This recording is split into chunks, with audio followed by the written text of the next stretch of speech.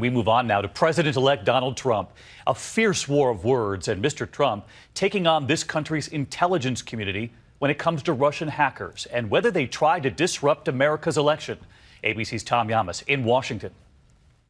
Tonight, Republican leaders in Congress breaking with President-elect Trump, announcing they will investigate whether Russia used hackers to try and influence the election, something Trump doesn't believe happened, even though the director of national intelligence said it did. They have no idea if it's Russia or China or somebody. It could be somebody sitting in a bed someplace. Today, Trump tweeting, "Unless you catch hackers in the act, it is very hard to determine who was doing the hacking.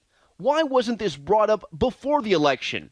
But it was. In October, 17 American government intelligence agencies, including the CIA, released this rare statement saying the U.S. intelligence community is confident that the Russian government directed the recent compromises of emails. When we say we're confident, that I think it speaks for itself. Trump still refusing to believe it. It could be Russia.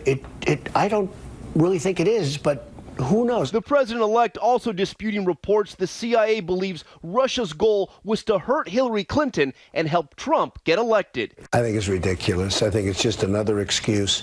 I don't believe it. Today, a much different take from the White House on Mr. Trump. He called on Russia to hack Secretary Clinton.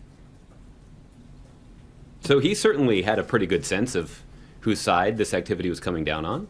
Russia, if you're listening, I hope you're able to find the 30,000 emails that are missing. The new focus on Russia comes with Trump poised to name Exxon CEO Rex Tillerson Secretary of State, whose ties to Russian President Vladimir Putin go back decades. I've known him since 1999.